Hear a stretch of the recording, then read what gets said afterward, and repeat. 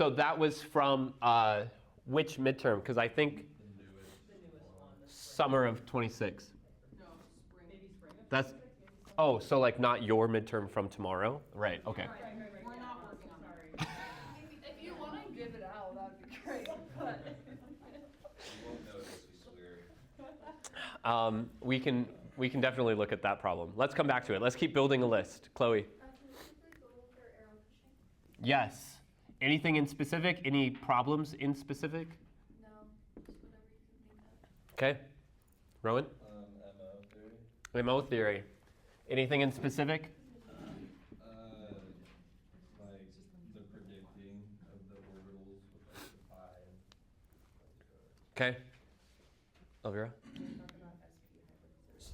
SB in specific? no, just all of them. Okay. What else? Delaney? Sorry, this is kind of separate. Do we get the functional groups on the test too? That chart or no? No. Okay. No, if you downloaded an old midterm, you'll see that the only resources you get is a periodic table, NMR correlation table, IR correlation table. What else? Rowan? This was less like a specific topic, but on the practice midterm it had like a molecule that had half of it like drawn out and then half of it in like the condensed form. I guess just like interpreting the condensed form. Sure.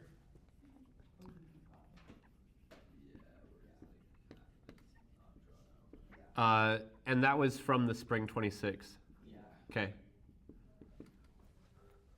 Eric, and then Liana, and then Chloe, and then Delaney. Just the identification of chiral. Absolutely. Just chiral carbons or chiral molecules? Chirality. Did you teach the whole course today? You know, OCHM 2, I overview all of OCHM 1 during the first couple of weeks. So no, I can't do it in one day. I do it in like a week or two, though. Then Liana. Not a specific topic, but for the isotopic ratios, do we have to just memorize those? Isotopic clusters and mass spec. Yeah, but like the 3 to 1. what the ratios and the percentages are, we should just memorize Well, the molecules that we use. what their percentage is, maybe not. But the shape that they'll take on, right? Because it is, to me, it's a little interesting that a 75 to 25% ratio appears as a 3 to 1 ratio in height. That makes exactly the right amount of sense. 25 times 25 times 25 is, or times 3 is 75. So it's a 3 to 1. But I always think of 1/4 and 3/4, and so I would think of a 1-to-4 ratio. That's the internal bias or the misconception that's in my head. You don't have to know those numbers because you're not going to see the numbers. You should know the shapes, which are caused by the numbers. You have a follow-up on that, Sammy? Oh. Otherwise, I'll come back to you. Okay. Is that isotopic clusters? Chloe? Can you just remind me what cardio trends are? C-A-R-I-O? Yeah, well, that actually has to do with acidity. So we can go through caryo with acidity. Delaney? I wanted chirality. Okay, good. Sammy?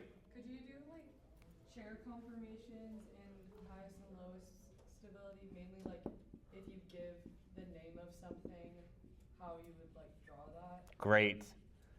The energy of chairs by their name. Yeah.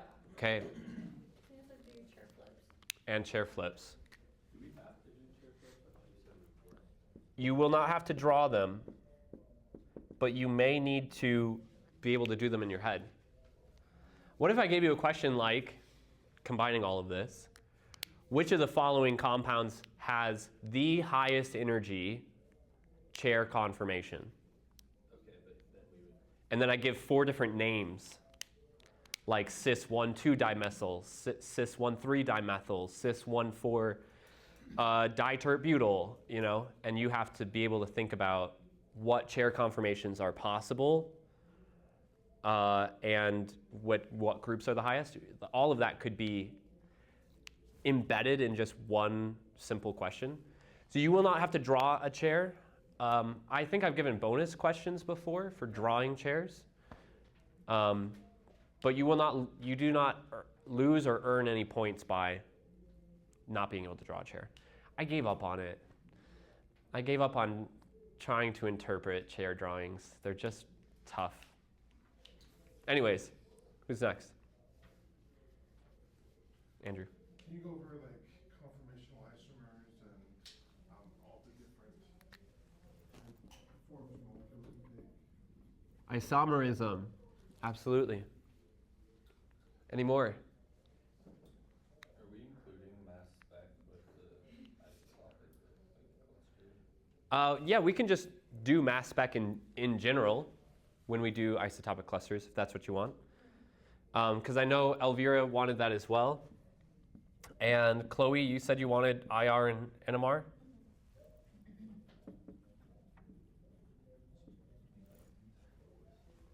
Can we just do a very quick review over oxidation reduction? Yeah. We'll actually talk about it more on Thursday. I don't think we've talked about it at all yet, but it's not hard to give an example. So I'll give you an example. Optically active versus inactive? Good. Optical activity.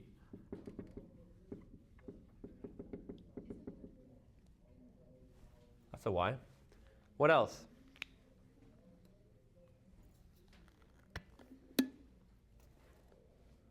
What else is there?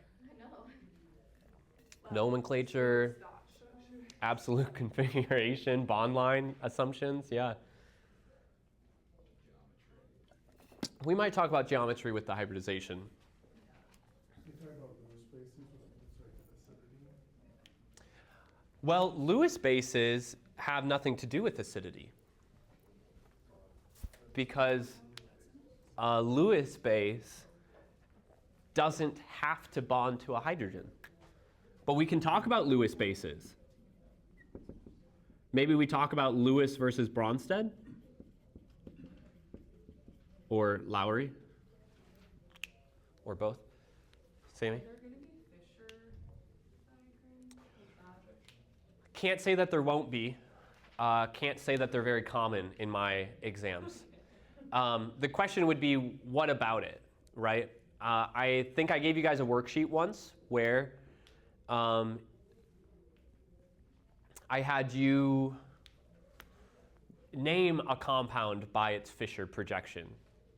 And it was just like a simple alkyl halide structure, but you just had to know how to read a Fisher projection.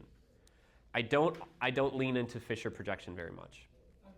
So I feel pretty confident that if you saw it, you'd be able to take from it what you needed. All right, why don't we dive into these, and if there's more that comes up as we go, we can come back to them.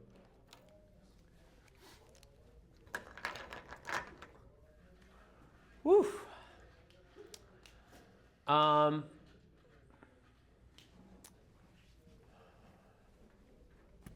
think I want to start with our the questions from the practice midterm. The most recent practice midterm. So if you haven't already gone through the practice midterm, spoiler alert. You're going to see some questions and hear some answers.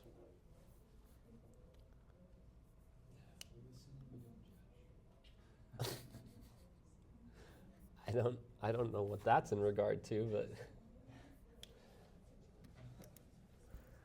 you don't even have to. Why would? Well, I don't know. Okay. So, Quinn, this was your question. Yeah. In vitamin B5, which of the labeled groups can be predicted to have the lowest pKa? What I want you to remember about pKa is not specific pKa values.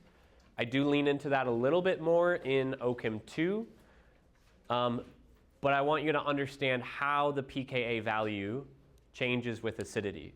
More negative pKa, more acidic.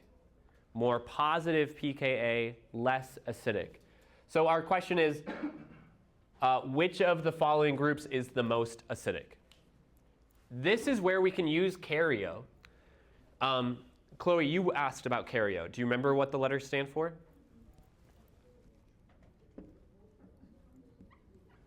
The C stands for charge. How can charge help us understand anything about acidity? The more electronegative, the more acidic. That didn't really mention charge at all. I like that, which happens to deal with charge. More positive, more acidic, generally. Or what I say is, all else the same. If it's the same atom, if it's the same amount of resonance, if it's the same electronegativity, the same induction, the same orbital type, all else the same, the more positive, the more acidic, the more negative, the more basic. So group 1, 2, 3, or 4, which one is the most positive?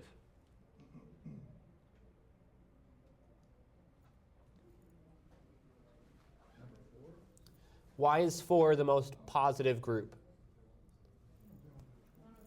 Oh, they're all neutral. So charge doesn't play a role here.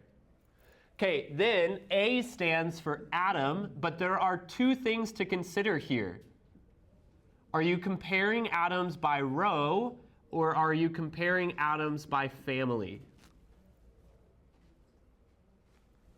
In the same row, this gets at what Gavin was saying.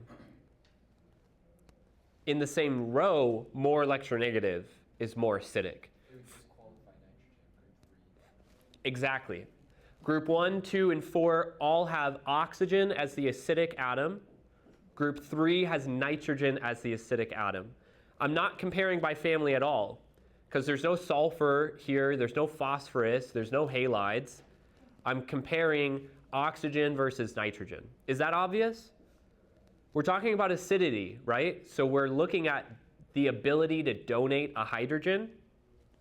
So we're looking at oxygen donating, nitrogen donating, or oxygen donating a hydrogen. So group 3 is out. So when you're looking at rows, are you only looking at electronegativity, or does like size affect it? Do you know how size changes across a row?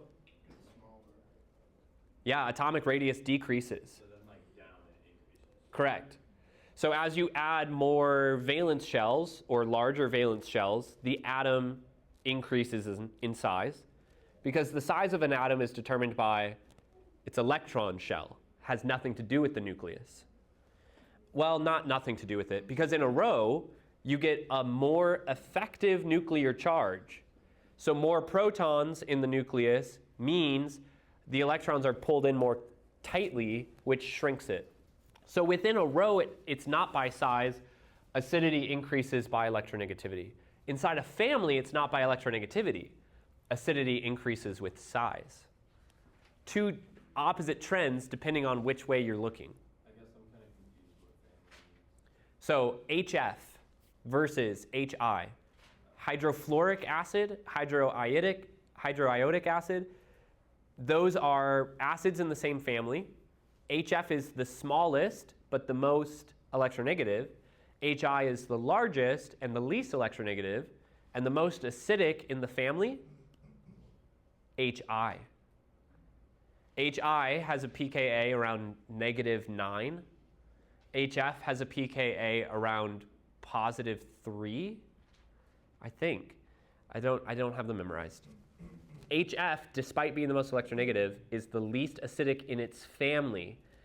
Consider HI versus OH versus NH versus CH. There, HF is the most electronegative, because when you compare across a row, increasing electronegativity increases acidity. But when you compare against a family, size increases.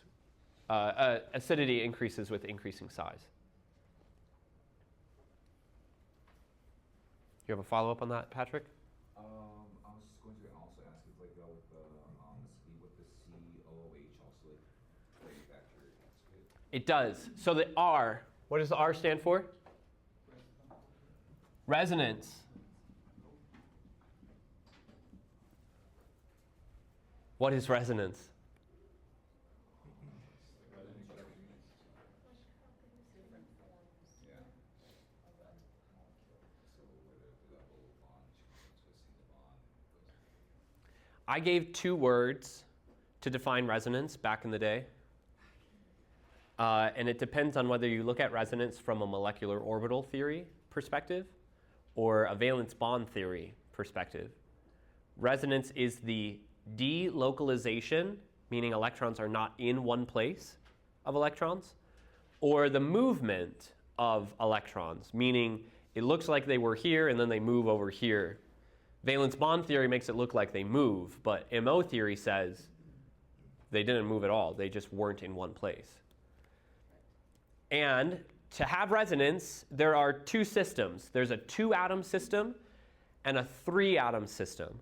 A 2-atom system is generally pretty easy. A 2-atom system means that you've got something with a positive charge and something with a lone pair that can donate into that positive charge. 2-atom system. One atom shares electrons with another atom. The 3-atom system is much more common, and the 3-atom system is what we see in the carboxylic acid when it gets deprotonated. The 3-atom system is a pi bond and a lone pair or a charge. In this case, the charge moves towards the pi bond, making the pi bond move. So I have a carboxylate at group 4 that can be deprotonated, and I have alcohols at groups 1 and 2 that can be deprotonated. Here's what my alcohol looks like deprotonated. How much resonance can I do? Can I do a 2-atom system resonance? Why not? I just showed one up here. What's the difference? No motivation. I love giving human characteristics to molecules. Even more, it might have the motivation. It has no place to put them because the carbons are completely bonded. The carbons have their octets already. So the carbons cannot accept electrons like this guy could. In fact, I want to show this different. That's a weird 2-atom system because it's really just a bad resonance form. That's also a 2-atom system. This is not a 2-atom system because there's nowhere to put the electrons in a second atom. Which means groups 1 and 2 have no resonance. And group 4 has resonance. In the conjugate base. And that's like, we're trying to see, is the conjugate base more stable or less stable for any of these? And the answer is, resonance is a stabilizing force. So for the conjugate base of group 4 to have resonance means that it's stable, more stable. Now here's the deal. If I did ask you to memorize functional groups and their pKa's, you could know that the pKa of a carboxylic acid is about 5.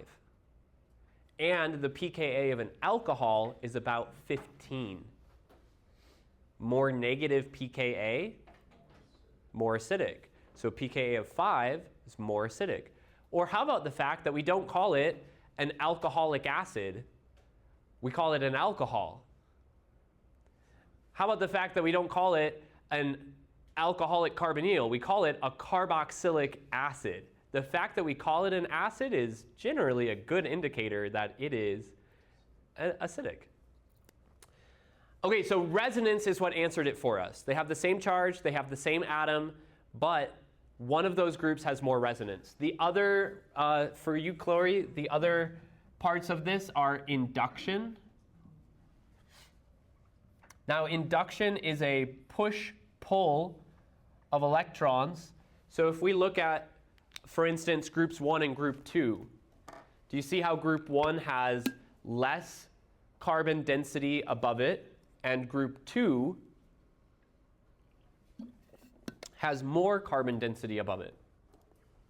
What does carbon do to oxygen? Does carbon push its electron density towards the oxygen? Or does carbon pull electron density away from oxygen? It pushes its electron density towards oxygen. So having a little bit of electron density would be a little bit of induction towards.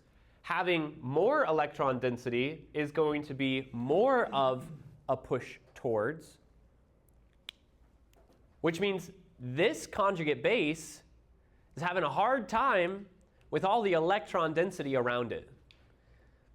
And it probably is going to act as a base, which means that group 2 is less electronegative.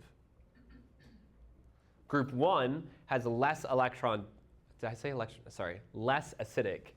Group 1 has less push towards it, so group 1 is probably more acidic.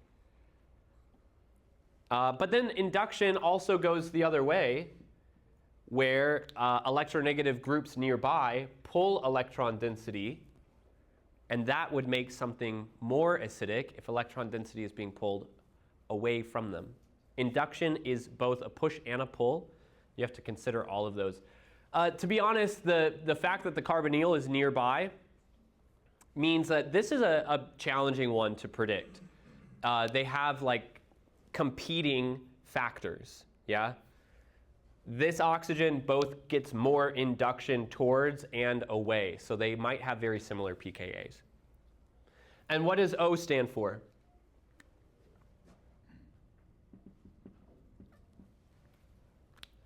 Stands for the orbital type.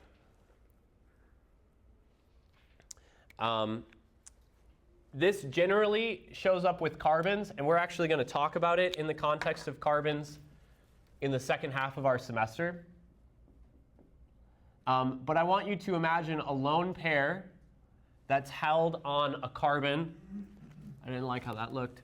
A lone pair that's held on a carbon that is sp, a lone pair that is held on a carbon that is sp2, and a lone pair that is held on a carbon that is sp3. What we're saying with orbital is that the more s character, the more acidic, meaning the more s character, the less basic. This is 50% s character. It's sp. This is 33% s character. This is 25% s character. But I want you to pay attention to the electron density around it. Look at how far away the next electron region is from that lone pair. It's 180 degrees away. The lone pair here is not being pushed around by a lot of other electron density. It's literally straight across from the nearest electrons. Versus here, where the nearest electrons are very close by. Meaning a lot of electron density pushing against that lone pair, making it more likely that that lone pair snaps onto something, grabs a hydrogen from somewhere. All right. So this is a good time for us to consider hybridization, because we've got it right here. Hybridization is a phenomenon caused by electron repulsion. First, why do electrons repel?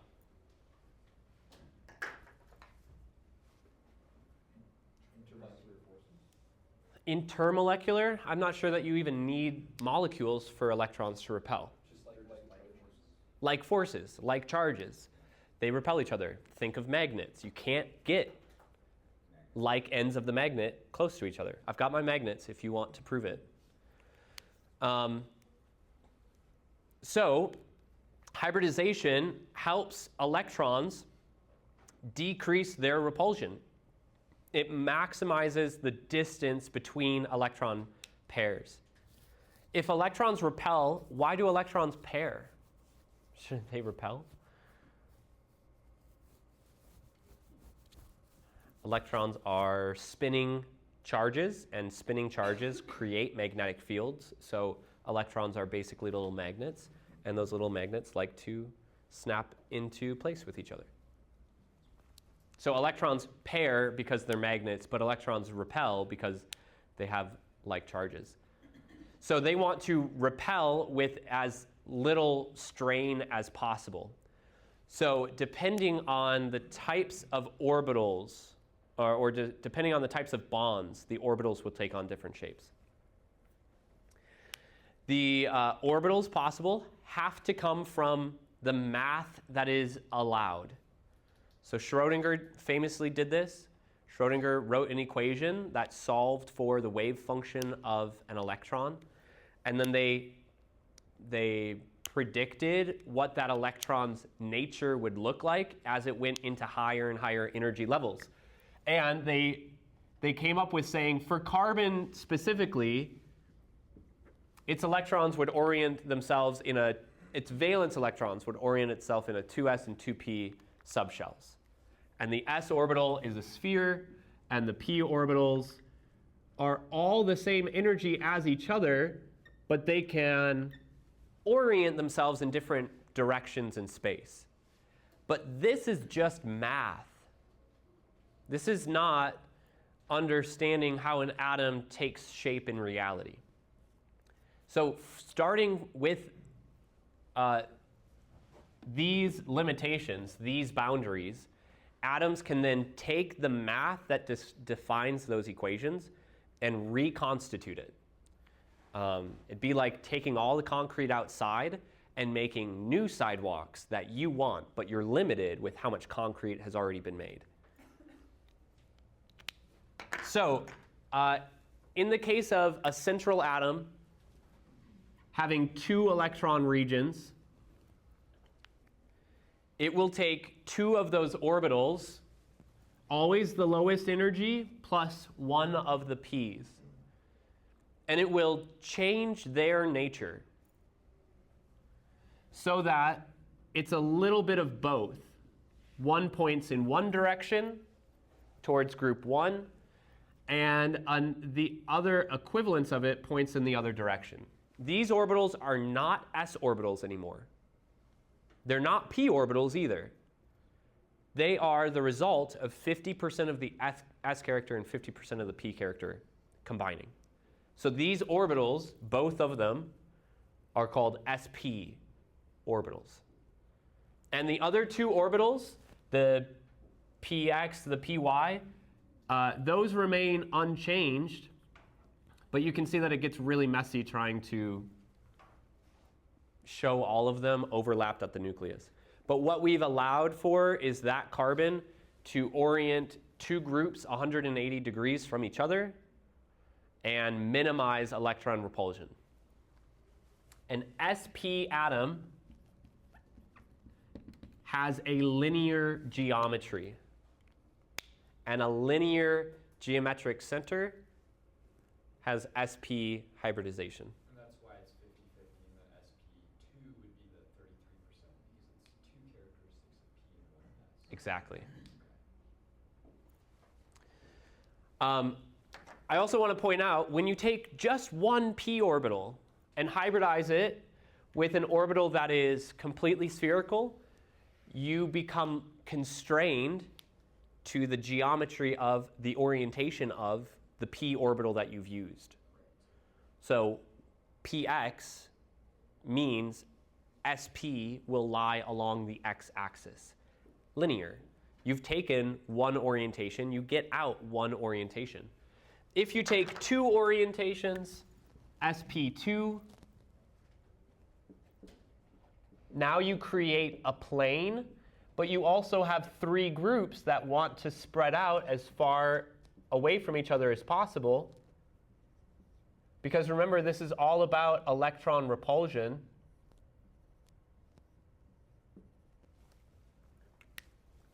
Why is it a plane? Because xy is a plane. xz is a plane. yz is a plane. So because you've taken 2 orientations, you get a plane. Because you're trying to bond to 3 things, you get an isosceles triangle, trigonal planar. And it leaves behind just one p orbital. sp has the capacity for 2 pi bonds. sp2 has the capacity for 1 pi bond. And then the last combination that's possible is when all 3 of them come together. And this is where we get our tetrahedral shape.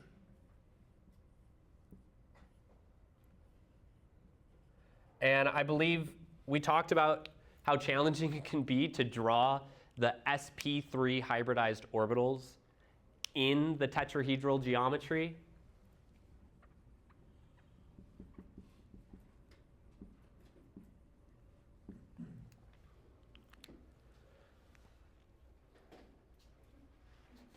Now, we don't always explicitly show these geometries.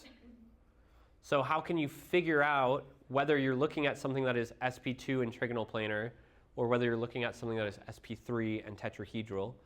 You can generally count your electron regions. And I have to say generally, because when you join me in OCHEM 2, you can't always predict hybridization by electron regions. Well, actually, we can prove it too. You guys would have said this O- is sp3 because it has 4 electron regions. But if it's in resonance to make a pi bond, you can't make a pi bond unless you're sp2. So it must be sp2 in one resonance form. And if it's sp2 in one resonance form, it's the same molecule in all resonance forms. It must be sp2 in all resonance forms. The tetrahedral geometry is the result of taking px, py, pz. You get all 3 cardinal axes, so your bonds are able to spread out as much as possible in all 3 dimensions of space. Chloe, then Elvira. Are we gonna have to know the bond angle for each of them? No, but they're not hard. 180, I think, should be obvious. 120 is pretty easy as well. This is the oddest one. Do you remember? 109, 109.5, 105 if it's water. So I guess, like, I understand that you can make kind of like a chart and say, oh, if it's a single bond, and it's a sigma bond, it's an sp3, if it's linear. Is that, I guess, like, do I have to know all of the, I think I'm just having a hard time conceptually understanding the math behind this, but maybe it doesn't matter, as long as you know just the facts. Does that make sense? Does that question make sense? I'm not sure. So Like, I understand if you say, oh, there's a double bond, that's probably sp2. But do I need to understand exactly how they're all, like, working in space? I'm getting hung up on that, but I understand, like, looking at something, how to determine what it is. Just, like, can't visualize it. But maybe it doesn't seem like that matters for our purposes. yeah, I'm not sure that I'm understanding the question. Okay, never mind. Like if you have a carbon, a central atom that has 2 electron regions, would you predict their geometry to be trigonal planar? Why not? Because it's not. Because they repel each other so much that they'll try and get as far away from each other as possible. That's what we're always aiming for. If I have a central atom that has 3 groups, can I predict that they'll all be bonded this close to each other? That would take a lot of energy to push them that close. They'd all repel each other into this equilibrium state. Yeah, I think I understand. Okay, so counting your electron regions is generally a good way to count up to the hybridization. Just start at S, and then just keep adding P until you've counted all of your electron regions. And an electron region is a confusing term because it doesn't mean bonds. It means regions where electrons are held. Like the triple bond is one region. It has a lot of electrons, but it's just one region. I answered your question already? Okay. Good on hybridization then? All right. Let's take a look at MO theory, since we've had this conversation about resonance and delocalized electrons.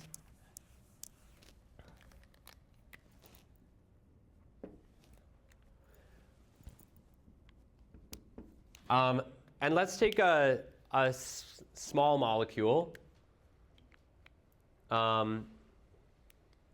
Let's look at the,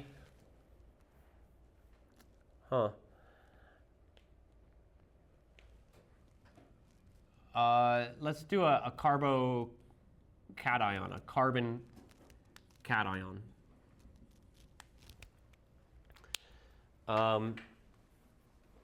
Valence bond theory says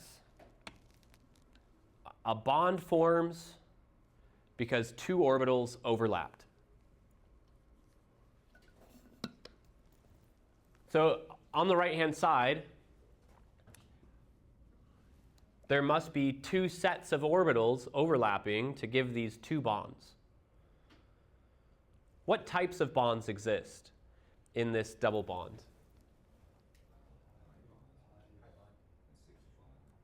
A sigma bond and a pi bond. Because every time atoms bond, there's a sigma bond between them. And then any time they bond more than once, those are pi bonds. Double bond means sigma and pi.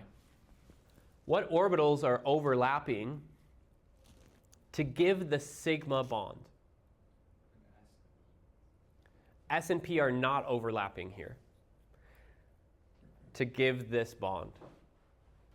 What orbitals does the carbon on the right even have to use? Two sp2s. The carbon on the right is an sp2 hybridized carbon. It has two bonds to hydrogen and then that double bonding region to carbon, spp. The carbon on the left also has sp2 hybridization. So their sigma bond is the head-on overlap of their hybridized orbitals, sp2 to sp2. You cannot predict valence bond theories, overlapped orbitals, without predicting hybridization. To understand valence bond theory, you have to understand the hybridization. What orbitals are overlapping to give the pi bond? Unhybridized p orbitals. Both of these carbons are sp2. And to be sp2 means they have not used their third atomic p orbital. So where is that orbital? What is it doing then? That orbital is overlapping with another p orbital. And when those p orbitals overlap, that creates a pi bond. When we refer to a bond as pi, we are saying that looking down the internuclear axis,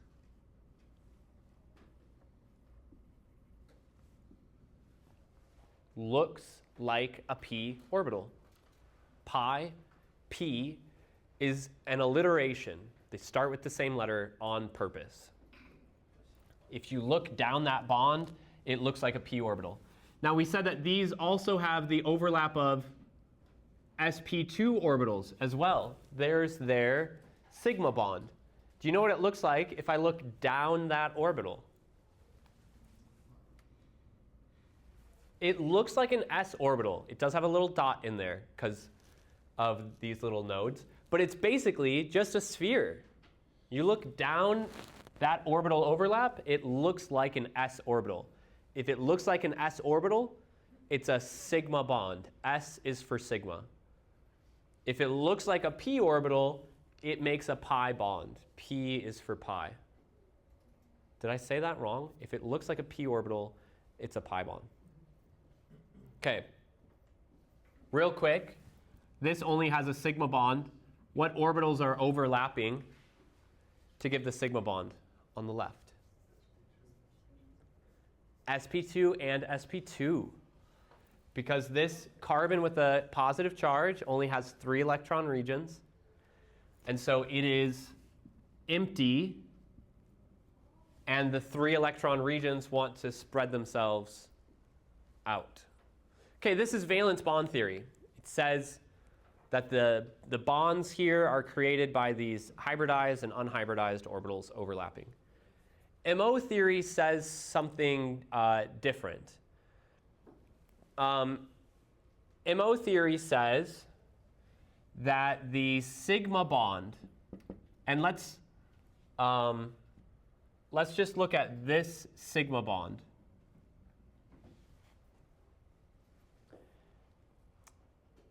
MO theory says that this sigma bond comes from the sp2 hybridized atom on the left,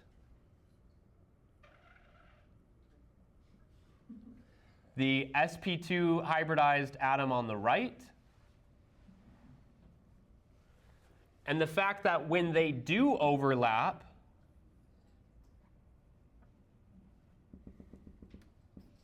they have constructive interference.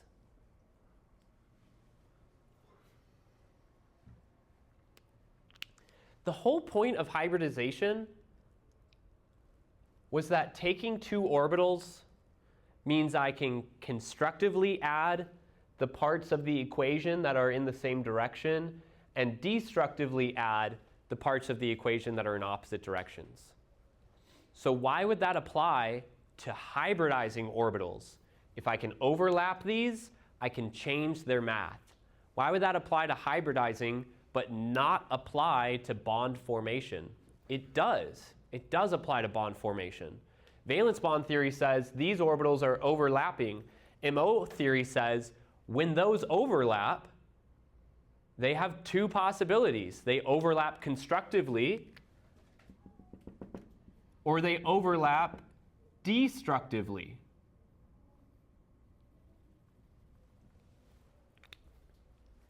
MO theory explains why bonds can break.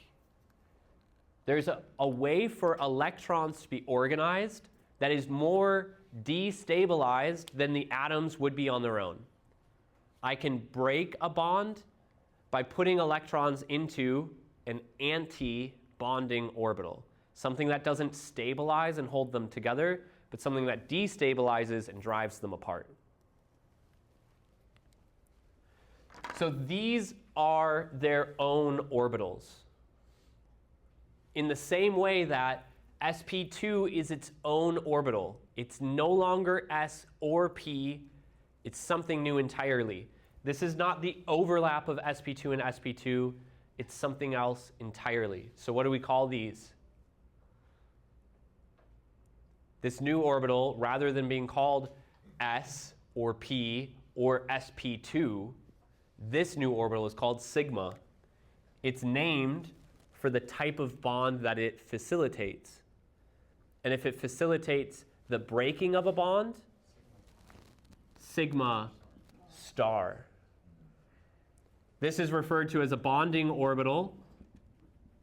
This is referred to as an anti-bonding orbital.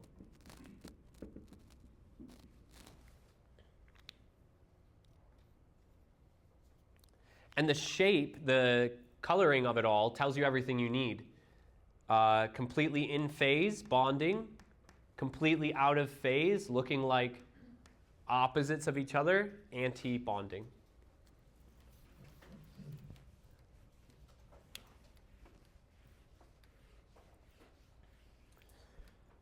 Valence bond theory tells us that this three-atom system is in resonance and that the pi electrons can move from one position to the other, which leaves behind a positive charge in a new position. But MO theory says that there's a p orbital on each carbon in this system.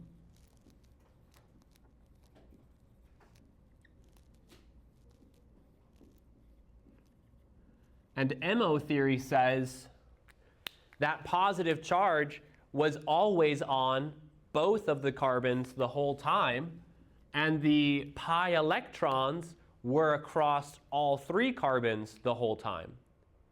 Valence bond theory makes it look like pi electrons are moving. I'm over here, now I'm over here, now I'm over here. And MO theory says they're not moving. They are across all three atoms the whole time, but there is a lack of electron density at the outer two atoms the whole time as well. Rowan, can I clarify anything else about?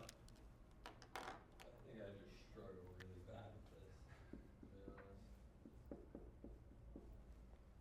Pi molecular orbital, because it comes from p orbitals and creates pi bonding. Pi star anti-bonding molecular orbital. Did you know that pretty much all of chemistry is governed by electrons? Very rarely in your life are you impacted by nuclei changing. You're impacted by electrons bonding from one atom to the other atom. So electrons are quite important, and electrons are not just found anywhere. Electrons are found in these, defined by these orbitals. So their size, their shape, their orientation, that's where an electron is, that's its behavior, and different shapes, orientation, sizes lead to different chemistry. So that's why we focus so much on it. That's why we talk about orbitals. It's because that's where the electrons are that do the chemistry. When you're talking about nuclei changes, we're talking about like nuclear bombardment, things like that. Sure, like carbon-14 decays into nitrogen-14, so that's a nuclear change. Actually, carbon-14 forms because cosmic rays hit nitrogen-14 and turn it into carbon-14. Andrew? On the spring 26 midterm, Mm-hmm. it has that same vitamin B5, and it's asking how many pi and pi asterisk bonds there are. Would you be willing to break that down? So question 4 you're talking about, Yeah. which says how many sets of pi and pi star. All right, well here I have a pi bond, so I get a pi and a pi star. And when I have a sigma bond, I have a sigma and sigma star. Valence bond theory says if the orbitals overlap, they make a bond. So valence bond theory, we could go through. Actually, we do that, don't we? How many? Oh, does this one not have It's 3 and 4. which? Yeah, valence bond and then 4 is molecular bond theory for pi star bonds. Sometimes I ask questions like, how many sigma and how many pi bonds are present? 10 sigma, 2 pi, something like that. Valence bond theory is really good at telling you how many sigma and how many pi bonds do you have. MO theory, though, says if you have a sigma bond, it's the result of a sigma orbital, which means there must be the opposite of it. There must be a sigma star orbital.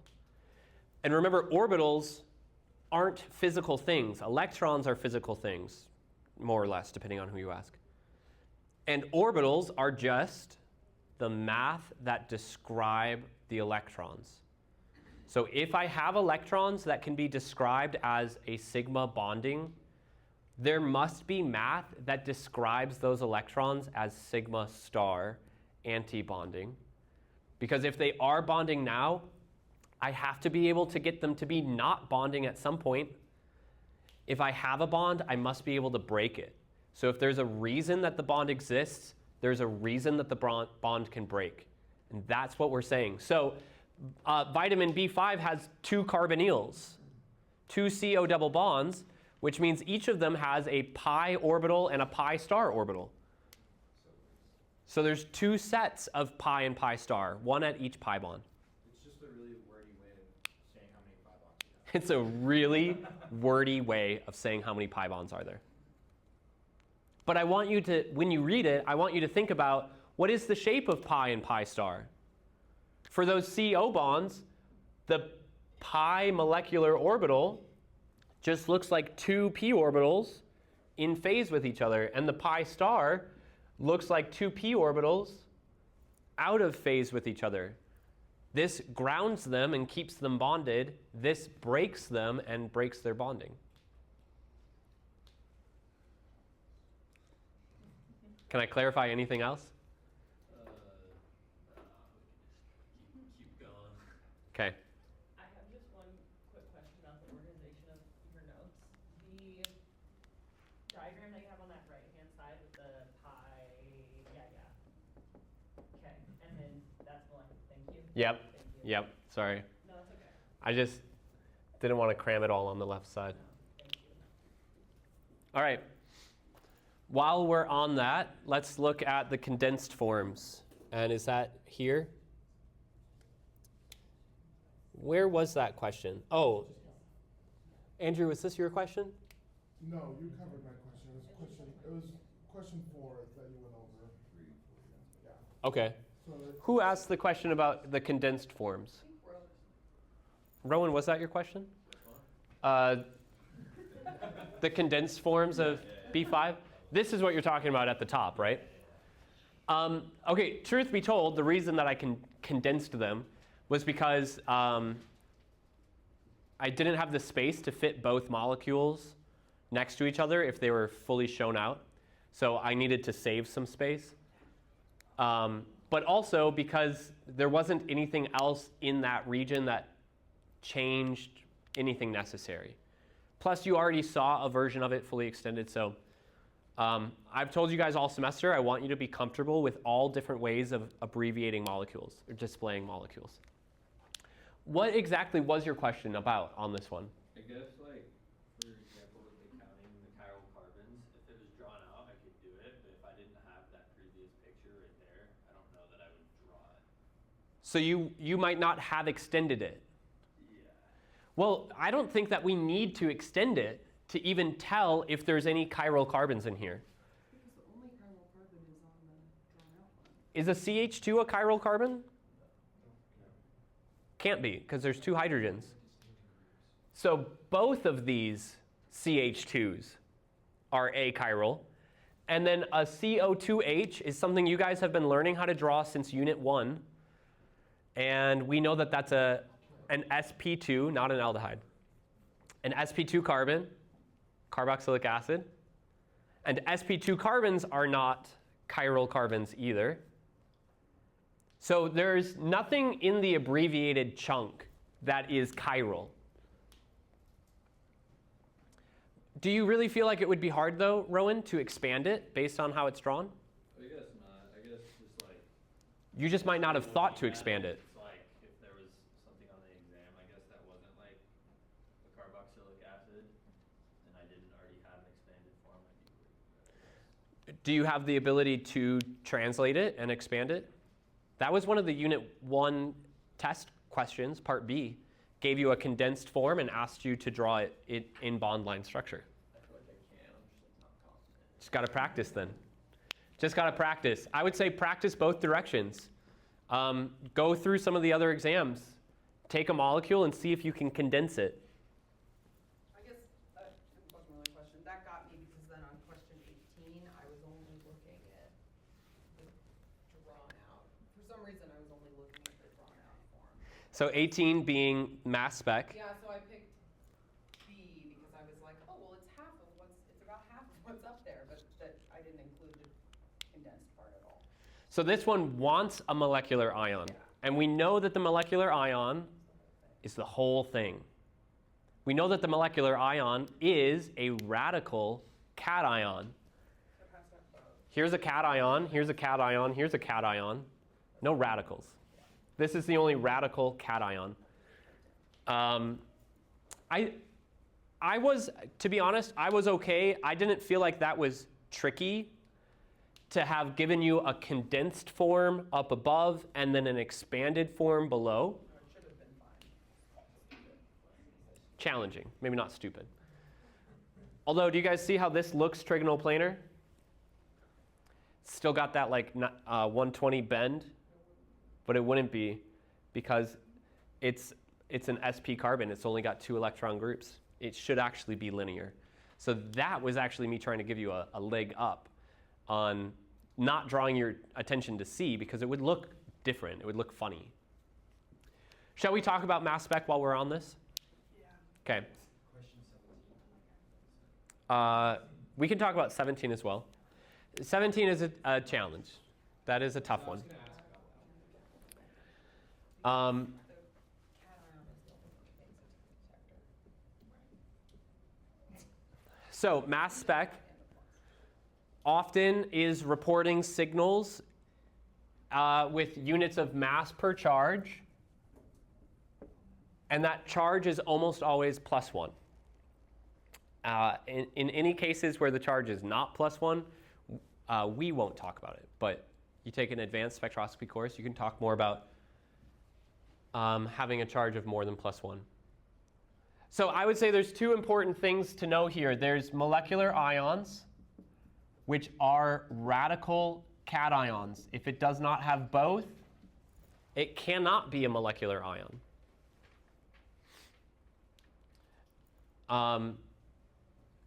Which is not to say that if it does have both, it is a molecular ion. There are ways that molecules can fragment so that they are still radical cations, but they've lost mass. The important part here is that it has the mass of the molecule. Otherwise, it wouldn't be a molecular ion. It would be a fragment, a daughter ion. The cation reaches the detector. I've given questions before. Maybe at the end there was another question about this. I've given questions before that give radicals and don't discuss, or it'll say like which of the fragments below may have caused the signal at. And then it gives two structures that are identical except one is a cation, one is a radical. The only distinction. This is not one of those cases. Should we have the masses memorized? Like, for example, carbon's 12 and... You don't have to memorize the masses if you don't want to. Bromine is 35? Because you have a periodic table. Bromine is element 35. But 79 and 81, 51% of the time, it's 79. 49% of the time, it's 81. Are we just supposed to know that? No, but it can help you with something. It can help you add up to what, like the 97, right, or the 176 number. Yeah. M plus is always the furthest right, right? Sometimes. M plus, the molecular ion, should be the signal to the furthest to the right. But sometimes the molecular ion is not stable enough to reach the detector, in which case you don't really measure a molecular ion signal. So then you get another signal that is now furthest to the right, but it's not the molecular ion. Experimentally, this is a challenge. On a test, it doesn't really matter. For instance, when I give you a mass spectrum, and I don't think I typically ever give more than one mass spectrum on an exam.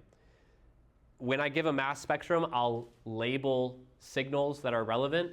So like here, I've labeled the signal 176.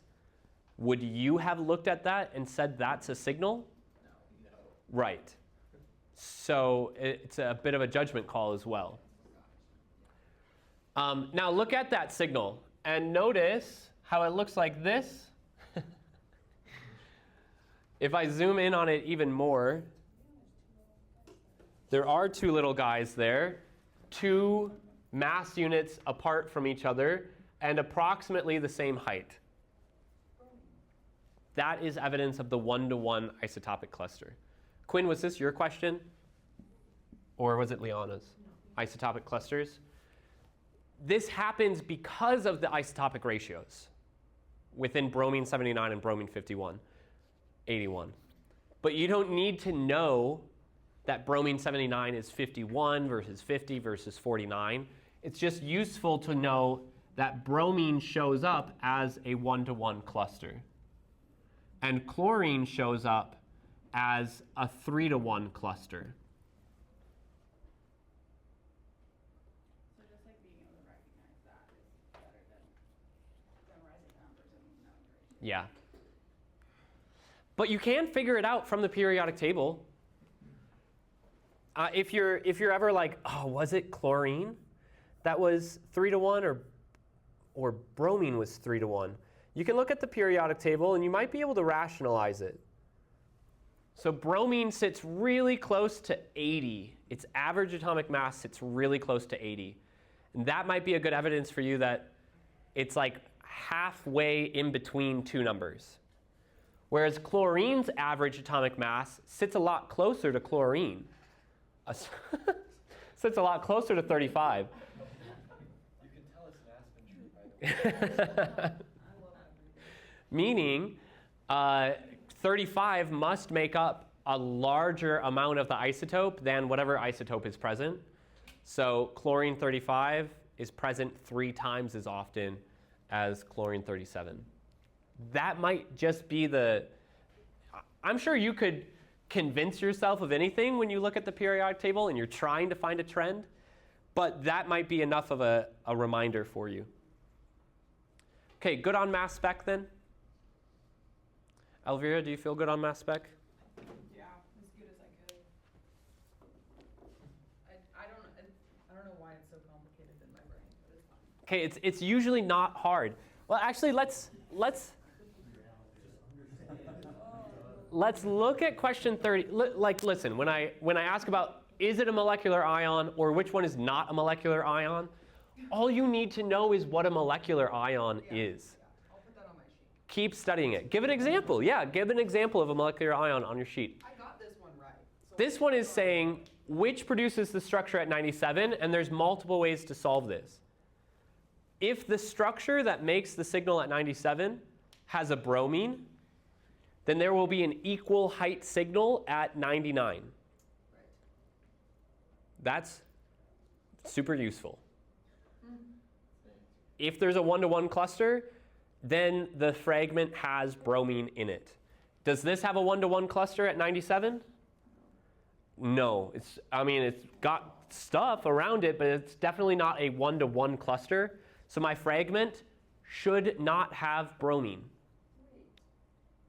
So can you say that also because A and C have radicals in them, that it's not them? Because they wouldn't hit the... No, because those are radical cations. That's what I mean. Yeah, because they have cations, they'll reach the detector. Okay, so but if it just had a radical? If any of these had a radical, that means nothing on the spectrum. Okay. Radicals don't hit the spectrum, cations do. For this, kind of the easiest way is just to count the atomic mass. That's not a bad way to do it. The signal at 97 is M minus 79. 176 minus 79 is 97. Anything with bromine would be giant So you're just down a bromine. because you have 7 carbons and that's or 6 carbons and that's already like 72. And then Yep. you add the hydrogens and that. Yeah. So first of all, I want you guys to notice that 79 never shows up on here either. 79, 81. Bromine rarely takes on the cation to hit the detector. Takes the radical because it's more electronegative. So we don't see a signal for bromine, but we can see the loss of bromine because losing such a heavy part of the molecule means this really big signal or a big change in signal. Oh, because the 176 is the whole thing and the 97 is what hits without the bromine. Exactly. That makes sense. Now you might have looked at this and not realized that 176 is the molecular ion, but like Gavin said, I labeled the highest signal, which is generally the molecular ion. So even if you weren't confident on that, you could have assumed. The other way that you could approach this, just do the math, I guess, What I did. right? Like, what is the chemical formula of our structure? What are the atomic masses in there, and what do you get when you average it all, sum it all up? Like if you drew it out based off the IUPAC name. Yep. Well, it's given to you. Oh, yeah. It is drawn out. I've actually had people that said, oh, I didn't even realize it was inset in there. Actually, if you get this from the chemical formula, because the periodic table tells you that bromine weighs 79.9, you're going to get a molecular mass of 177, not 176 and not 178. You'd get a mass of 177 because that's the average of both bromines. But the spectrum doesn't see the average, it sees one bromine or the other, the light or the heavy. All right, why don't we look at NMR and IR while we're here. On the front page, the question about NMR said the proton NMR spectrum for vitamin B5. A singlet is the only signal to appear between 0 and 2 ppm. What integration does this signal have? Rowan, this is a place where I might struggle with the condensed form as well. And that's a good opportunity to expand it, or even just to look up at the other version of our structure. 0 to 2 on our NMR correlation table is what?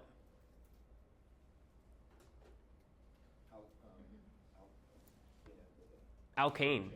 Yeah, just regular alkane, not next to anything. So do I see anything in my molecule that immediately jumps out as regular alkane, not adjacent to anything? Those two in the connected to the quaternary carbon. The two methyl groups. They're attached to a carbon, and that carbon isn't attached to a heteroatom. I have a CH2 that is next to an alcohol. That should show up closer to 4.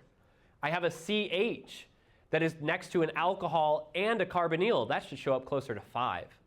I have a CH2 next to a nitrogen, close to 4. A CH2 next to a carbonyl, close to 3. The OH of the carboxylic acid, close to 12. The OH of the alcohols. Where does an alcohol show up?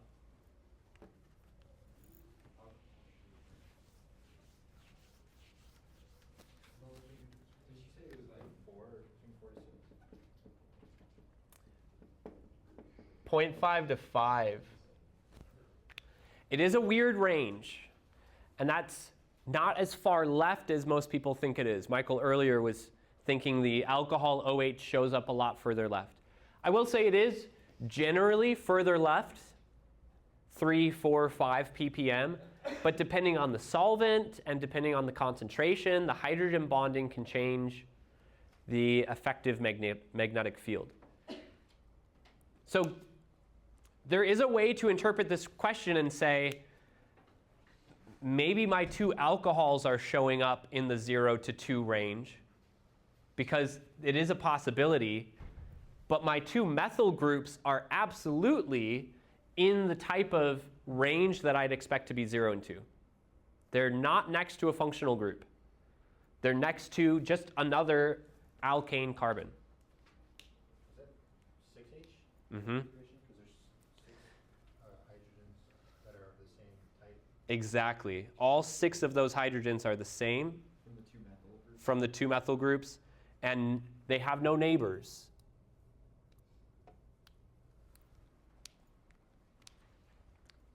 If you thought, well, if those 2 alcohols show up, that would give an integration of 2H. Well, those 2 alcohols are not identical alcohols, are they? They have different neighboring groups. I would expect the chemical shift of those 2 alcohols to be different as well. I wouldn't expect those 2 alcohols to show up at one place. What else can I answer about NMR? Because this was one that nobody actually asked explicitly for, except for maybe a couple. Anything explicit about NMR you want to ask? So when we talk about different neighboring groups for different integration, Mm-hmm. can you kind of explain that a little bit more? I kind of know, but it's just like, where's the cutoff for that? Neighboring groups has to do with splitting. Integration has to do with how many hydrogens are making that signal. So let's talk about problem 29. I've got 4 signals, a 3H, a 2H, a 2H, and a 1H. So I should expect a structure that has 4 different types of hydrogens. On the far right, I've only got 2 types of hydrogens. There's symmetry in this molecule.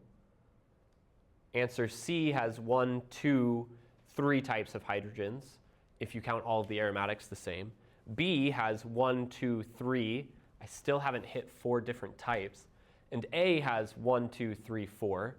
Okay, so good chance that it's A, because it has the right number of signals. Now let's look at the chemical shifts. Aldehyde hydrogens show up between 9 and 12. I've got that signal close to 10, good evidence of an aldehyde. Then I have a 2H, 2H, and 3H, a 2H, 2H, and 3H. The 2H that is furthest to the left, that's the one that's closest to the carbonyl. That 2H only has 2 neighbors. Those 2 neighbors will change the signal here to make it a triplet. If that's a triplet, it's the ugliest triplet I've seen in a while. And this is the trouble with multiplicity, is that it can be really hard to figure out what you're looking at. So is that a triplet? I don't know, but it looks more like a triplet than the other 2H. And even though I can't really make it out, it still makes more sense with my structure than any of the other.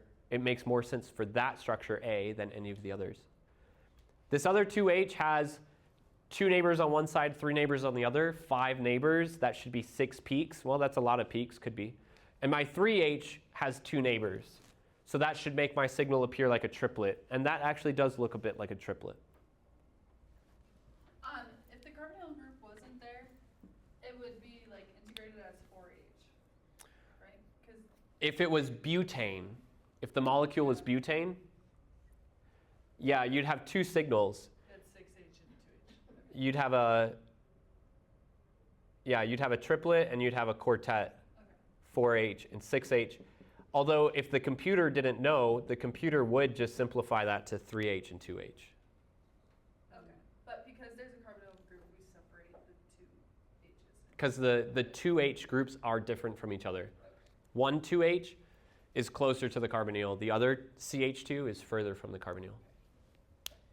Would it be appropriate to look at this and say that it's A because A is the only one with the CH3 group with one single CH3? That's not a bad way of looking at it at all.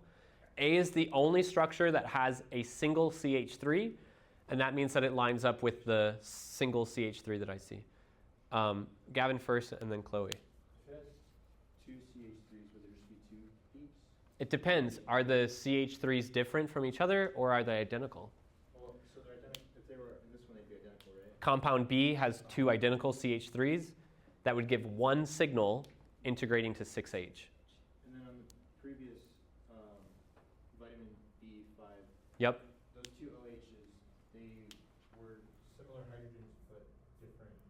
They were kind of unique, right? So would that be 2 signals in the same integration? The 2 OHs would both integrate to 1H. They'd be 2 signals, but they'd integrate into 1. They'd be 2 signals. Okay. And if you integrated each signal, the integration would be 1H. Chloe? It was about the person that we were looking at before, but you said compound C and that has 3 unique hydrogens?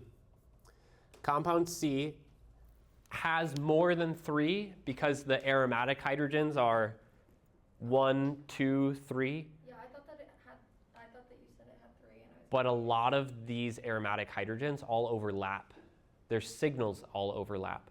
So despite being unique, you might not actually see that many signals. And oftentimes, I will tell you guys, just integrate the aromatic region. Or I'll give it to you with the aromatic region integrated. Because it doesn't necessarily need to be thought of as separate. Here's the bonus problem. And the aromatic region, 6.5 to 5.5, has 3 distinct signals, but just integrated all of them to 5H. That's the most, to me, that's more meaningful than anything else. Okay. Other questions on NMR? Are there actually questions on IR? I feel like you guys got a lot of practice with that. So if you have a question, tell me, but otherwise, I think we'll move on. Whew, we got a lot to do, huh? Let's hit this first. Optical activity.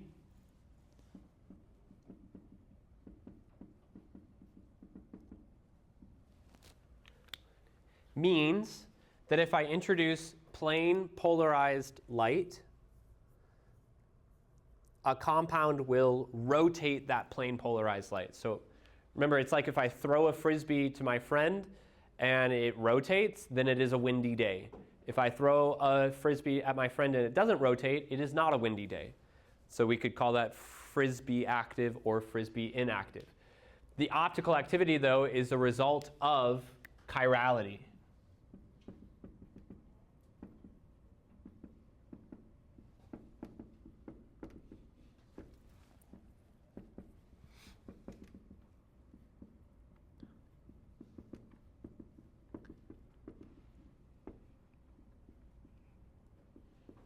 So if a compound is achiral or meso, and unfortunately those technically are different things despite having very much an overlap. Squares and rectangles. All meso compounds are achiral, but not all achiral compounds are meso. I'm still calling them meso, but I know. Meso. Meso? Meso. It's fine. It's my Midwestern accent, if you will.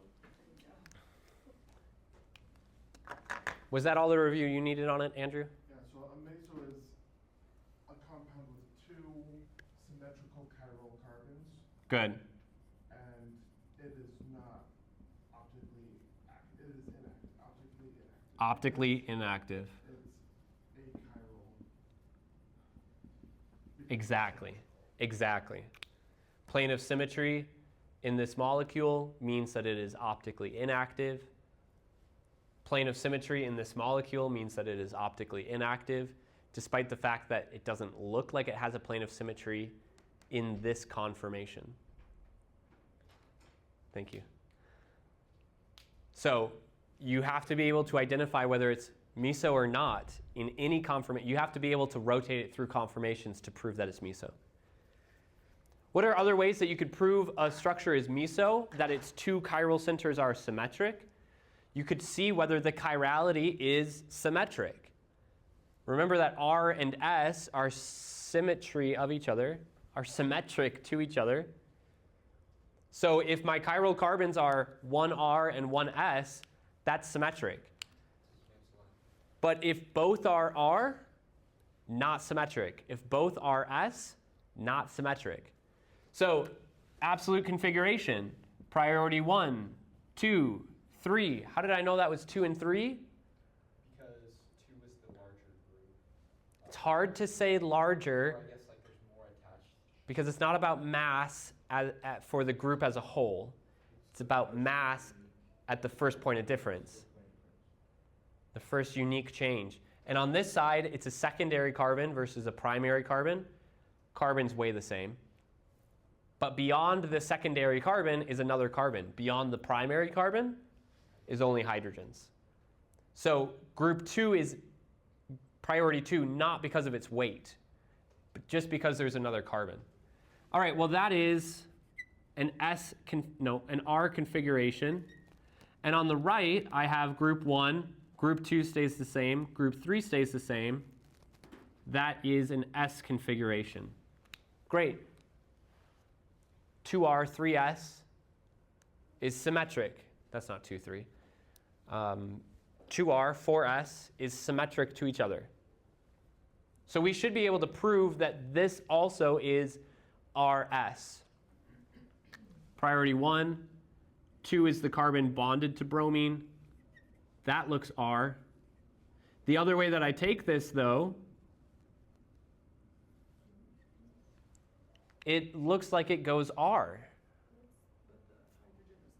The lowest priority is forward, which breaks our rule. So you're looking at the rotation the wrong way.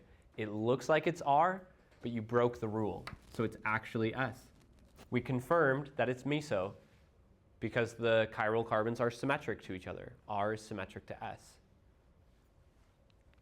All right. And what about chirality? Being able to identify. I think I'm gonna. Yeah? Carbon to 4 distinct groups. Yep. Okay. We can still talk about isomerism. And with chirality, as long as there's 2 groups of the same type and it's not chiral, like it's 2 hydrogens or 2 nitrogens or 2 oxygens that it's bound to. Well, it's not just 2 oxygens wouldn't necessarily make a carbon achiral because those oxygens then are bonded to other things. So if it's two OHs, great. But if it's like OH and OCH3, those are distinct groups. Because H is different than CH3. So, Right? Two methyl groups, symmetric, but a methyl and an ethyl, not symmetric. so it's like NO2 and NH2, but Not symmetric. not symmetric, so achiral. Yep. Okay, gotcha. Is my left foot symmetric to my right hand? No. No. But my left hand is symmetric to my right hand, or a mirror image. So it's not just the atom, it's the group. Do you guys see the roots of isomerism? Iso, same, mer, units. So isomerism only happens if everything shares the same unit, meaning they have the same chemical formula.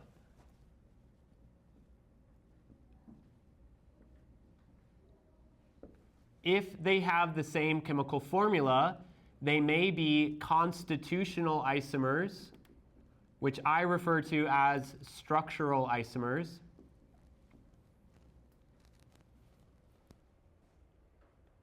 If they're bonded differently, if their atoms are connected differently, if their atoms are all bonded the same, then we get to stereoisomers.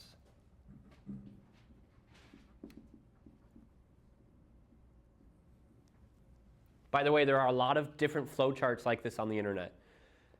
So I'm sure that you could find this, something like this, if you need this resource.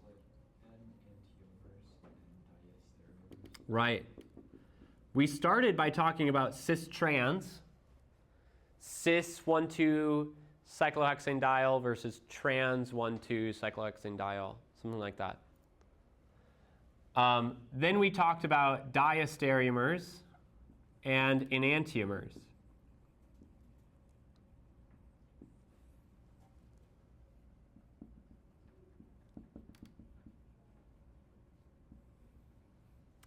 Do you know what? I'm sorry. There's a better way to organize this, which is to say cis-trans works whether you have chiral carbons or not. You do not need chiral carbons for cis-trans stereoisomers. But generally, diastereomers and enantiomers have chiral carbons in them.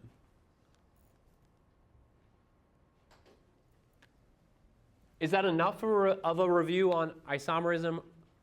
What's a conformational isomer? Conformational isomers, I think I would put them up here.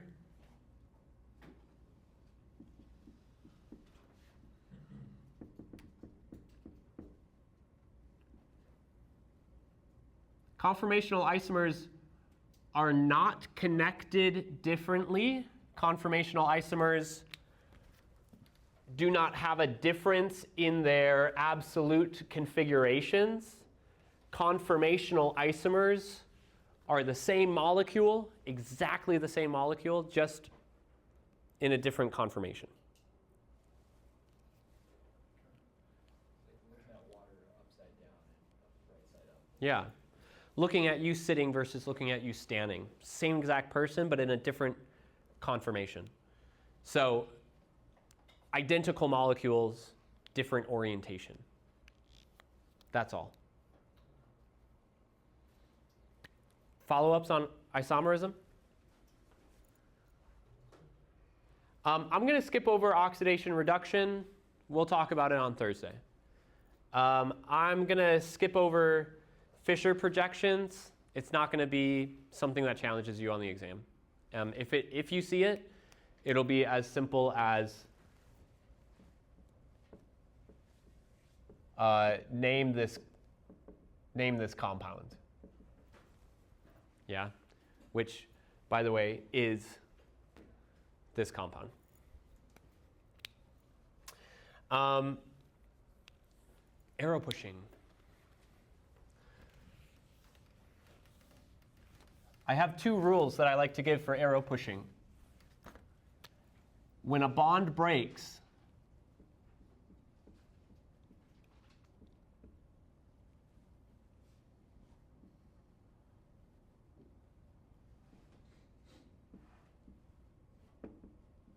the electrons go to the more electronegative atom.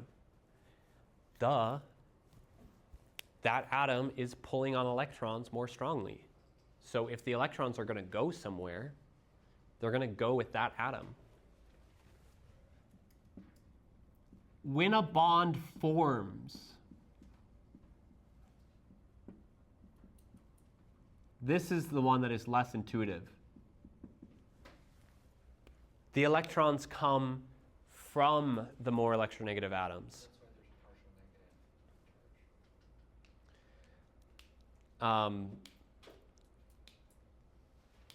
The electron wealthy are the ones that give and take. The electron wealthy donate their electrons to form bonds, but the electron wealthy also pull their electrons back when a bond breaks. You have a question on that, Andrew? Okay. 99% of the time, it follows this pattern.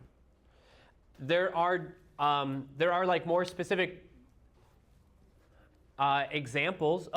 My spring class asked me, how many different ways can arrows be shown?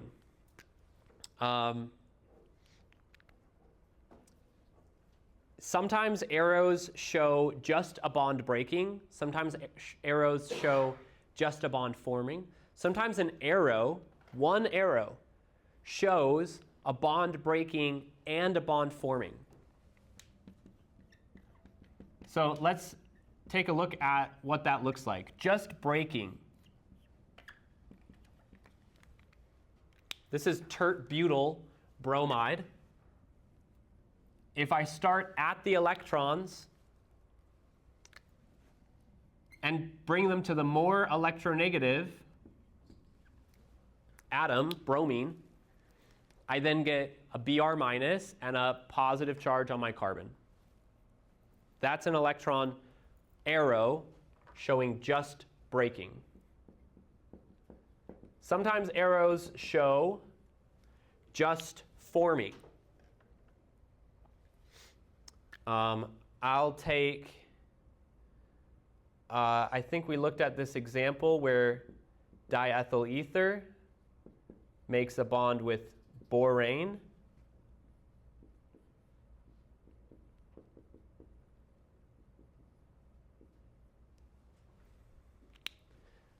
The electrons are being shown just forming a bond.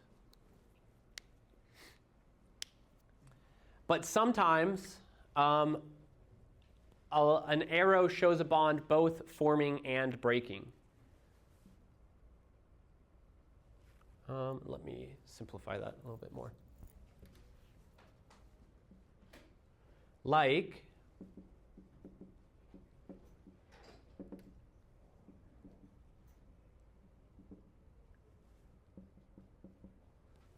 when an alkene is in the presence of an acid, the pi electrons from the alkene attack the proton.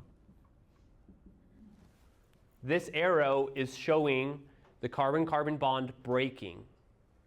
It starts from bonding electrons, just like this first example did. So those electrons will no longer be bonding electrons.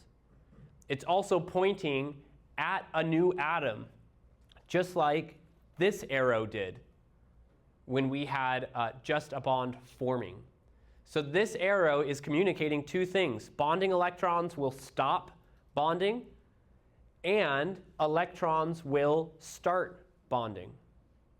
Where did the hydrogen go on that right one? CH2,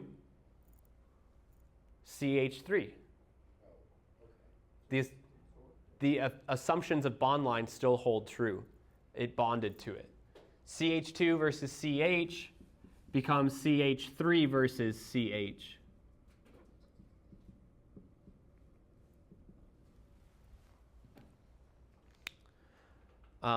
Electron pushing, was that your question, Sammy? No. Whose was arrow pushing? Chloe's? Can I answer that better at all? Can we add to it?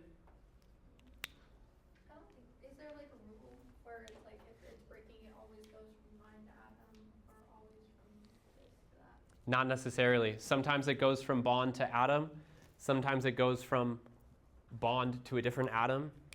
So I would say there's 3 cases generally that you'll see. Just an arrow that is showing just a bond breaking, an arrow that is showing just a bond forming, or an arrow that is showing both a bond breaking and a new bond forming at the same time.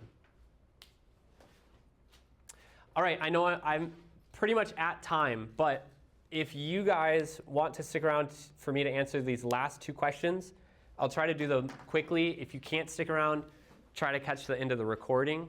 Sorry, is that structure, is that 2,3-dibromo, 1,4-dimethylbutane? No, 2,3-dibromo butane. The methyls you counted when you called it a butane chain. So you can't call it both butane with methyl groups. Yeah? Do you see how you double counted the methyls? Yep. Can we use a note card on that exam? No, better yet, you can get a full sheet of paper. Handwritten. Just the front side. For the final, you get 2 sides of a sheet of paper. I know what somebody's going to be doing tonight.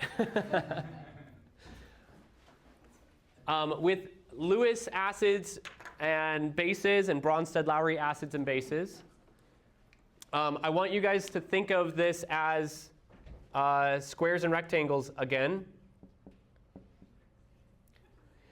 There are 3 types of acids and bases. The Arrhenius acid base is the most specific classification, and it's aqueous based.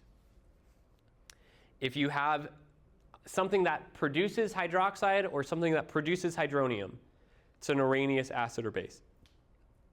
Bronsted-Lowry includes all Arrhenius acid bases, but expands the definition to say H plus donor, H plus acceptor,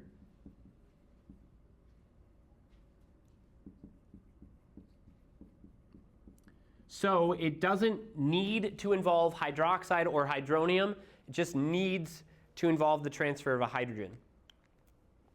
But you can't transfer a hydrogen unless you have electrons to give or take. So Lewis expanded the definition further so that all Bronsted-Lowry acid bases are included in the definition, but now it's the most general, and it says electron pair, donor, or acceptor. Because even to bond to a hydrogen ion, you need electrons to make that bond. To give up a hydrogen ion, you are going to have to take electrons from that bond so that the hydrogen ion can be donated. So all Bronsted-Lowry acid bases are Lewis acid bases. This example that is right above it. Is there anything about hydronium or hydroxide? So it's not an Arrhenius acid or base. Is there anything about H plus donor or acceptor? Then it should be a Bronsted-Lowry acid or base. Is the alkene acting as a Bronsted-Lowry acid or as a Bronsted-Lowry base?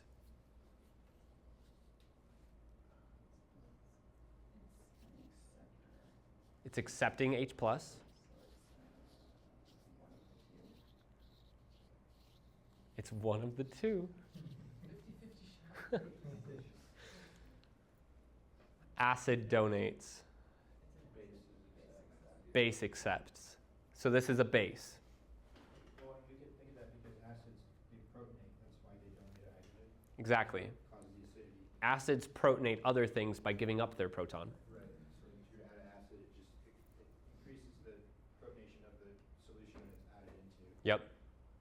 Okay, so it is a Bronsted-Lowry base. Is it a Lewis acid base? Or sorry, is it a Lewis acid base as well? Yes, it's all Bronsted-Lowry are Lewis. If it is Bronsted-Lowry, it is Lewis. Yeah. Is it a Lewis acid or a Lewis base? Luckily, the definition for acid-base aligns. So something that donates a hydrogen a Bronsted-Lowry acid accepts the electron pair, makes them a Lewis acid.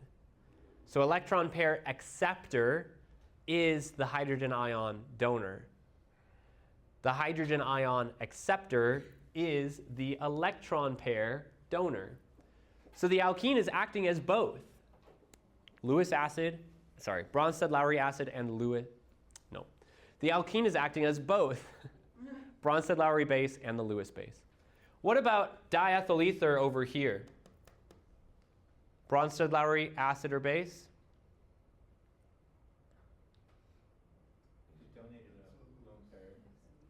Donated a lone pair. No change in protons. Hydrogens have not been exchanged. It doesn't matter that there's a positive charge here. There's been no change of H+. So it's not Bronsted-Lowry.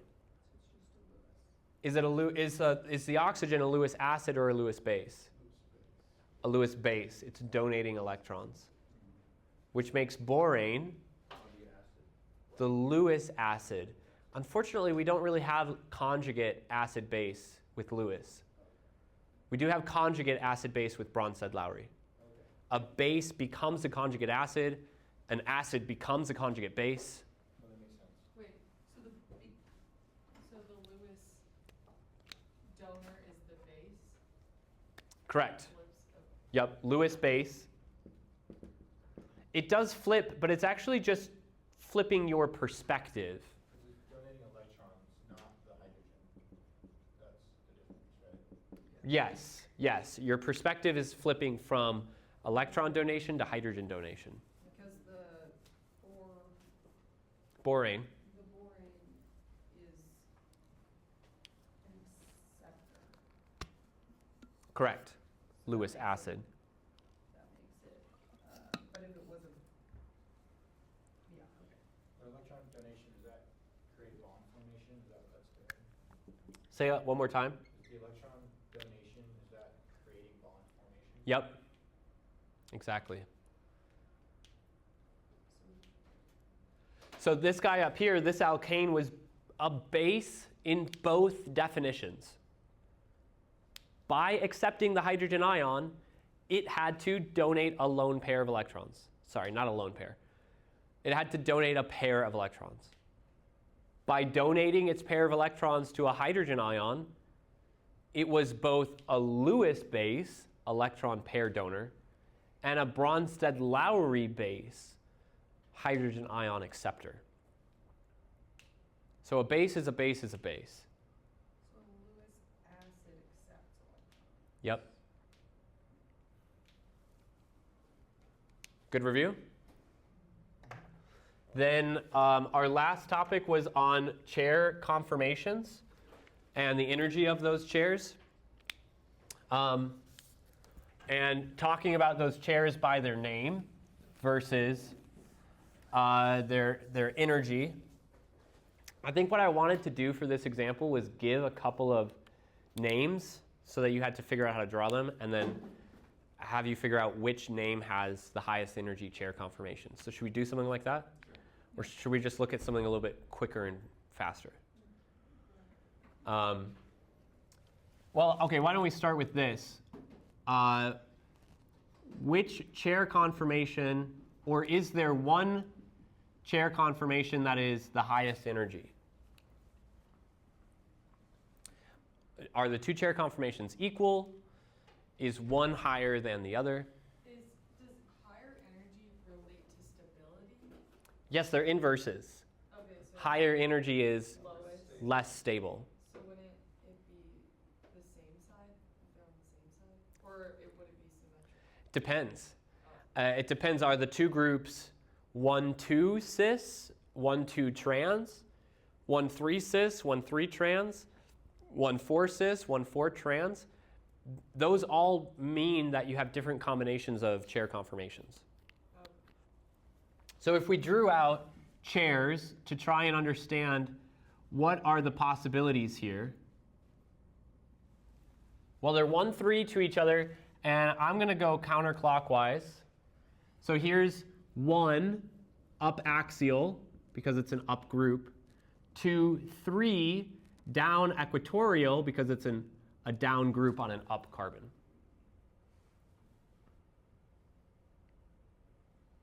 I randomly assigned the tert-butyl to an up carbon, and the tert-butyl was an up group, so it became up axial. And because I randomly assigned that, then the OH ended up also on an up carbon, but it's a down group, so it's down equatorial on an up carbon. Now the chair flip, I do not have to guess at where to go. The up carbons need to become down carbons. So here's a down carbon, up tert-butyl. Here's my next down carbon, down OH. Do you always start with one being the upper right? I think maybe just personal preference, Okay. not a system to it. Are wedges up carbons and dashes down carbons? No, wedges and dashes don't define up or down carbons. Notice how this wedged carbon was both up and down. So it's just where it is based on the structure? Every carbon takes any position. Every carbon takes both positions. Whether it's up, equatorial, or up. It's the groups that are dictated by being wedged or dashed. This wedged tert-butyl was always up. Whether it's up axial on an up carbon or up equatorial on a down carbon, it's up. Oh, okay, so because it's wedged, it's always up. That's right. Okay, Same with the OH being dashed. Because it's dashed, it's always down. okay. Is the rule where you keep it up and it's always up when you flip it? Mm-hmm. Okay, During a chair flip, yeah, okay. which is why my up axial tert-butyl becomes up Equatorial. equatorial tert-butyl. Good. And which one is more stable again? All equatorial? Yeah, maximizing equatorial groups. Because when you look at the Newman projection of the chair, axial groups create strain. Oh, right. Axial groups have minimum 2 strains. Equatorial groups can have strain. Equatorial groups often have strain. But axial groups always have strain. So those would be equivalent in, which one is more, which one I'm looking for? In terms of energy, they'd be the same? These two, Yeah. because they have the same number of groups, axial and equatorial in both forms? No, because the two groups are not the same. Oh, They have different sizes. The tert-butyl is a very big group, bulky. The OH is not as big. that equatorial would create less strain. Good. Having the larger group, equatorial, minimizes strain. Having the larger group, axial, maximizes strain. Okay, so I want you guys to figure out which of these two molecules has a higher energy chair conformation From the name or from this one strong? from the names. So this one we agreed this is higher energy because the larger group is axial. Now I want you guys to decide from the names which one has a highest energy chair conformation. Tell me why. Because both of the groups will be closer, the CCH3 groups will be closer together and that'll create more strain. But we said that the strain is caused by more groups being axial. Right, so they'll be closer together, right, because they're cis. Maybe they'll be closer to each other, but I don't see how that means that they'll have more axial groups at the same time. Because your answer is not going back to being axial. Okay. But to talk about highest energy chair, we're always going to come back to being axial. Shouldn't it be trans because that means that they're the same, which means that it can either both be axial or both be equatorial. So trans will give both axial or both equatorial. But we just had a trans group up there. The trans 3-tert-butyl cyclohexanol, and that gave 1 axial, 1 equatorial, Oh, is, both times. Patrick? Would it be with cis, because it could be both axial, if it's like on the corners of, let's say, then it could be both facing up at that point, so it would be higher energy and unstable. If we have the cis form, and then, like you said, we put them both on the corners, those are different carbons. One's an up carbon with an up axial group. One's a down carbon with an up equatorial group, meaning no, they can't both be up. Well, it is going to be cis, right? But isn't in a cis format, the larger group will always be axial? Would that be correct? The larger group will always be axial. The larger group can be axial.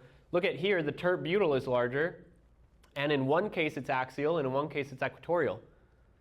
So should we plan to just like, it's better to just draw it out if you're not sure? Maybe, yeah. Obviously, the How many do you think you have to draw out? There are 4 possible chair conformations for these 2 stereoisomers. probably only need to draw 2. I think you can get away with drawing 1. For instance, if we had drawn this one, tert-butyl is axial, not great. OH is equatorial, fine. I don't need to draw the other to know that the other will have an axial OH and an equatorial tert-butyl. I'd rather an equatorial tert-butyl because it's bigger. It'd be more stable, not I would rather. I think that we could get away with drawing 1 because the position of the 2 groups is going to be the same, 1, 2. But we know that the stereochemistry will change.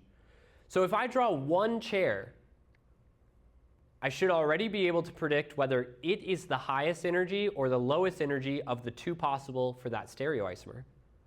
And then I know that one of those groups is going to change in the other stereoisomer, and I'd be able to predict whether that's more or less stable as well. So let's draw 1. A lot of you guys have been saying cis, so let's draw a chair conformation for the cis structure. Doesn't matter where I put them, correct? Just so long as I put them 1, 2 to each other. So I do like the corners because the corners are easy to work with. Here's an up carbon, and I'll put my cis group up. You guys agree that my cis groups could have been both down as well? Doesn't matter. Here's my second carbon, and I'll put my my methyl group up as well. You know that it's cis 1,2-dimethyl because both methyls are up. They're cis to each other. So would it be better if like one's pointing on the carbon, sorry, pointing up, the other one's like pointing down, pretty much that being more If we're looking for the highest energy, which of these structures has the highest energy chair conformation? Well, I have not maximized equatorial groups, have I? I've only got 1 of each. And the other chair conformation for this structure will have 1 of each. If I'm looking for the highest energy, I'll never get it from this stereoisomer because both chair conformations will be the same, which means this trans 1,2 must have the highest energy chair conformation, which would be when 1 is up axial and when 1 is down axial. That would be the highest possible energy. Being cis or being trans does not tell you whether you'll have an equal number of axial and equatorial groups, but cis-trans with the positions would tell you if you memorized all of them, which is just a lot of work. So notice how being trans meant 1 up, 1 axial, 1 equatorial, 1 axial, 1 equatorial. But here being trans means both axial or both equatorial. So trans would have both the highest and the lowest? For this case, yeah, our trans stereoisomer would have had both the highest energy and the lowest energy chair conformation. And the cis would have 2 equal energy chair conformations. if we were to draw out what that looked like, the cis energy would look like this. They're identical to each other. And the trans energy would look like this. If we were to draw the other forms again of that first molecule with the terbutyl, we would just shift them all over again one more time. Right? Yep. Any direction you want to, in fact. So if we're giving several options and they all have the same locus, like where they're located, trans will always be more energy? No. Oh, perfect. What I'm saying is that trans groups that are 1-2 give a different combination of axial equatorial than trans that are 1-3. So you could go through and memorize all of those, which is just, I think, needless. And instead, if you know how to approach it, you're in a good place. If you know how to draw the structure from its name and then draw its chair conformation. What are your averages on tests usually? It ranges. Out of curiosity. I think the highest average I ever had was an 89 average. Yeah. But the lowest average I've ever had was a 61%. That's better than. So it ranges. Good. Yeah. Better than